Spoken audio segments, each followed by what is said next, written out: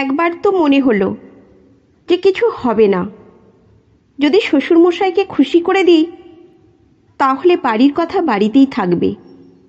তারপর আমি মনকে শক্ত করে তার প্রস্তাব মনের মধ্যেই মেনে নিলাম।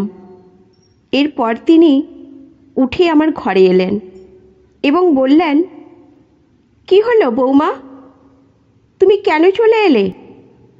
কোনো কথা আছে? তাহলে বলো। রোহিত না থাকায় মন বসছে না? আমি তো আছি, বলো কি কথা। কোনো কিছুর অভাব?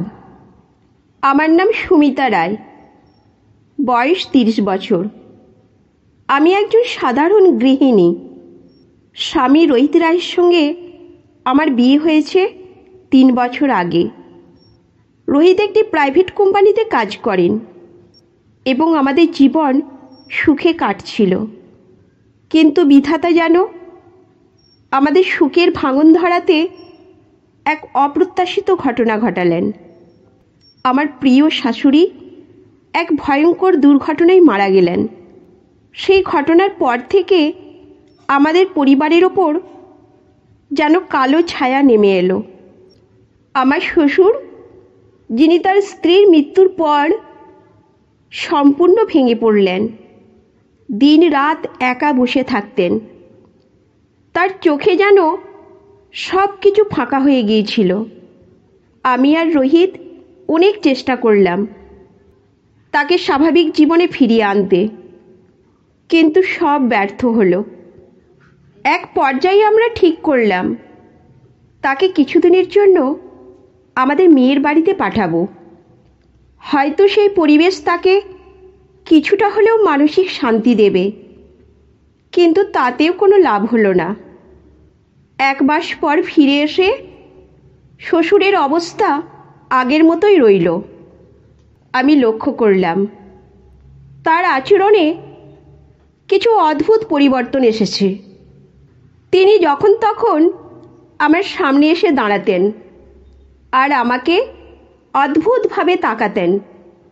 প্রথমে ভাবলাম হয়তো আমার ভুল, কিন্তু সময়ের সাথে সাথে বুঝতে পারলাম তিনি আমার সঙ্গে বেশি সময় কাটাতে চাইছেন এবং আমাকে নিয়ে চিন্তিত ছিলেন। আমি তখনই ঠিক করেছিলাম রোহিতকে সব বলবো, কিন্তু ভাবলাম তিনি যদি বিশ্বাস না করেন। এরই মধ্যে একদিন দুপুরে আমি শ্বশুরের জন্য খাবার নিয়ে তার ঘরে গেলাম। তিনি তখন লুডোর বোর্ড নিয়ে বসেছিলেন। আমাকে দেখে বললেন, সুমিতা, তোমার মন খুব খারাপ লাগছে বুঝি? চলো একটু লুডো খেলা যাক, মন ভালো হবে। আমি দ্বিধায় পড়লাম, কিন্তু তাকে একা রেখে আসতেও মন চাইল না। তাই লুডো খেলতে বসলাম। খেলার সময় তিনি নানা ধরনের গল্প করতে লাগলেন, যা কিছুটা অস্বস্তিকর ছিল। তিনি আমার কাছে এসে বসলেন এবং খেলার সময় প্রায় আমার দিকে তাকাচ্ছিলেন। আমার মনে তখন অনেক দ্বিধা আর প্রশ্ন তৈরি হচ্ছিল। এরপর থেকে প্রতিদিনই তিনি লুডো খেলার প্রস্তাব দিতে লাগলেন। প্রতিদিন খেলার সময় তিনি আমার আরও কাছাকাছি এসে বসতেন। একদিন খেলার মাঝখানে তিনি আমার হাত ধরে আমাকে কিছু বলতে চাইলেন। আমি চমকে উঠলাম, কিন্তু কিছু বললাম না। মনে হচ্ছিল তার এই আচরণের পেছনে অন্য কোনো কারণ থাকতে পারে। হয়তো তিনি একাকিত্বের কারণে এমন করছেন, কিন্তু তাও আমি তার কাছ থেকে দূরত্ব বজায় রাখার চেষ্টা করলাম।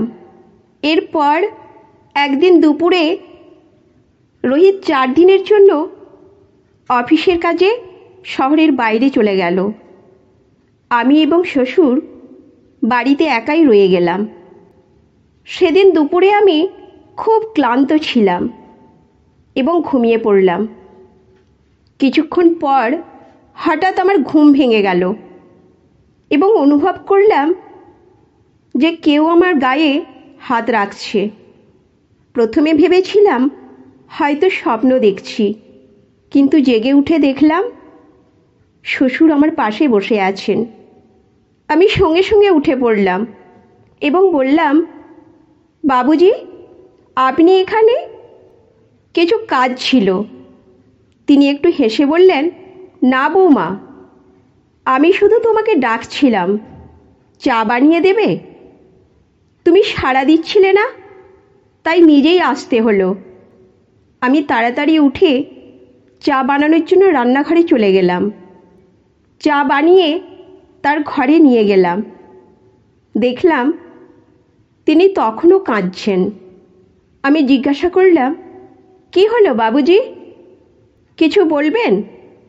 তিনি দীর্ঘশ্বাস ছেড়ে বললেন, বৌমা, আমি খুবই একা বোধ করছি। তোমার শাশুড়ি মা চলে যাওয়ার পর থেকে যেন জীবন থেমে গেছে। আমার মনের মধ্যে অনেক কিছু জমে আছে, কিন্তু তা বলার মতো কেউ নেই।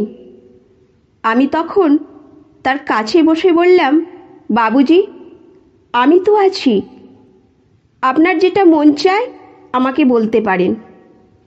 তিনি আমার দিকে তাকিয়ে একটু হেসে বললেন, তুমি সত্যি অনেক ভালো বৌমা। তোমার সাহায্যে আমি এই একাকিত্ব থেকে কিছুটা মুক্তি পাচ্ছি। এরপর তিনি আমাকে লুডো খেলার জন্য আবার প্রস্তাব দিলেন। আমি দ্বিধাগ্রস্ত হয়ে রাজি হয়ে গেলাম। খেলার সময় তিনি বললেন, তুমি সত্যি অনেক যত্নশীল বৌমা। তুমি আমাদের পরিবারকে খুব ভালোভাবে দেখছো। আমি এই কথায় খুব অস্বস্তিতে পড়ে গেলাম এবং খেলা ছেড়ে উঠে গেলাম। মনে হচ্ছিল পরিস্থিতি দিন দিন আরও জটিল হয়ে যাচ্ছে। আমি রোহিতকে সব বলার সিদ্ধান্ত নিলাম, কিন্তু ঠিক করলাম যে তার ফিরে আসার পরেই বলবো। পরের দিন সকালে শ্বশুর আমাকে আবার ডাকলেন এবং বললেন, বৌমা, আমার সারা শরীরে খুব ব্যথা করছে, একটু তেল গরম করে এনে মালিশ করে দেবে? আমি কিছুটা সংকোচ বোধ করলাম, কিন্তু তার শারীরিক অবস্থার কথা ভেবে রাজি হয়ে গেলাম। তেল গরম করে আনলাম এবং তার পিঠে মালিশ করতে লাগলাম। তিনি প্রশংসা করলেন এবং বললেন, তুমি খুব ভালো করছো বৌমা। আমি তখন আর সহ্য করতে পারছিলাম না। মালিশ শেষ করেই আমি নিজের ঘরে চলে এলাম। শ্বশুর বুঝতে পারলেন যে আমি কিছুটা অস্বস্তিতে ছিলাম। কিছুক্ষণ পর তিনি আবার আমার ঘরে এসে বললেন, বৌমা, আমি জানি তুমি আমার উপর রাগ করেছ, কিন্তু আমি আসলে খুবই একা। তোমার শাশুড়ি মা চলে যাওয়ার পর থেকে আমি খুব একা বোধ করছি।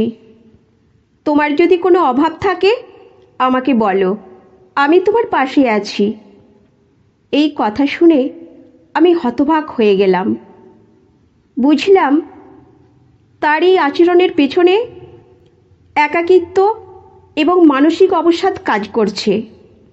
আমি তাকে বুঝিয়ে বললাম, বাবুজি, আপনার একাকিত্ব আমি বুঝতে পারছি, কিন্তু আমাদের দুজনেরই উচিত এই পরিস্থিতি থেকে বের হওয়ার চেষ্টা করা। তিনি একটু ভেবে বললেন, হ্যাঁ, তুমি ঠিকই বলেছ, আমি চেষ্টা করব, কিন্তু তোমাকেও আমার পাশে থাকতে হবে। এইভাবেই দিনগুলি কাটতে লাগলো।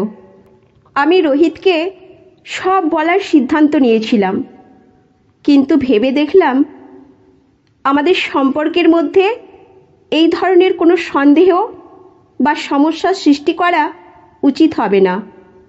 তাই শ্বশুরের প্রতি যথাসম্ভব সম্মান বজায় রেখে তার কাছ থেকে নিজেকে একটু দূরে রাখার চেষ্টা করতে লাগলাম। গল্পটি আমাদের শেখায় যে সম্পর্কের মধ্যে সম্মান, সীমারেখা এবং খোলামেলা আলোচনার গুরুত্ব অপরিসীম।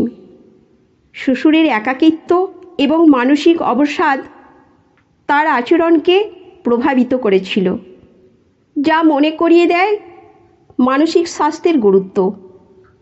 পারিবারিক সম্পর্কের ক্ষেত্রে সীমারেখা বজায় রাখা অত্যন্ত গুরুত্বপূর্ণ, কারণ তা অতিক্রম করলে সবার জন্য ক্ষতিকর হতে পারে।